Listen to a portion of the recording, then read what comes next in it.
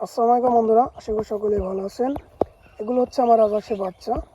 তো আমি বাচ্চাগুলো কিনে নিয়েছিলাম। তো বাচ্চাগুলো দেখেন কতটা সুস্থ সবল এবং অনেক দ্রুত বড় হয়ে গেছে।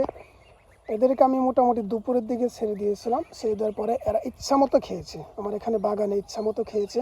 খাওয়া শেষে এখন শুয়ে পড়েছে। দেখতে পাচ্ছেন যে শুয়ে শুয়ে এরা খাওয়া শুরু করেছে।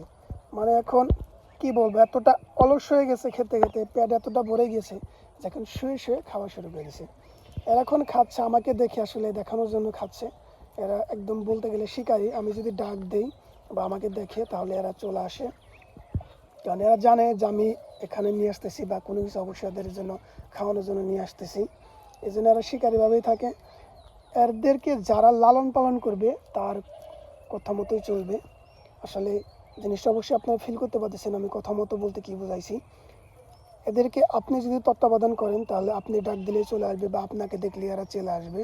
একটা জিনিস খেয়াল করুন, এই আসে বাচ্চাটা আপনার খেতে খেতে খেতে খেতে এটার রগটা দেখেন, বাম সাইডে চলে আসছে। রগটা খেতে খেতে কী পরিমাণ খেয়েছে, এটা খাইতে খাইতে গলা পর্যন্ত উঠে আসছে।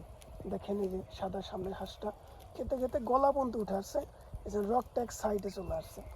তাহলে ভাবেন কী পর্যন্ত কী পরিমাণ খাইছে এরা, কী পরিমাণ খাইছে। একটা একটা খাইতে খাইতে গাড়গুলো বাঁকা করে ফেলছে, তারপরেও খাওয়া ছাড়ে নাই। এইরকম পরিমাণ খায় এরা। আর বিশেষত তাদের বাড়ি আদার খুব বেশি লাগে না, এদেরকে ঘাস বেশিরভাগ দিলে হয়। এদেরকে দুপুরে এবং বিকেলে হালকা পরিমাণ আপনার কুড়া ভুসির সাথে হালকা পরিমাণ ভাত মিশিয়ে দিলে এরা খেয়ে ঠান্ডা থাকবে। কিন্তু এদেরকে ঘাস খেতেই দিতে হবে, কারণ ঘাস ছাড়া এরা বাঁচতে পারে না বললেই চলে। এরা ঘাসের পাগল, ঘাস এদের প্রিয় খাবার। দেখতে পাচ্ছেন কীভাবে খাইতেছে। খেতে খেতে পেট ভরে গিয়েছে, এই জন্য শুয়ে শুয়ে খাওয়া শুরু করে দিচ্ছে। সবগুলো হাসি এখন শুয়ে শুয়ে খাচ্ছে।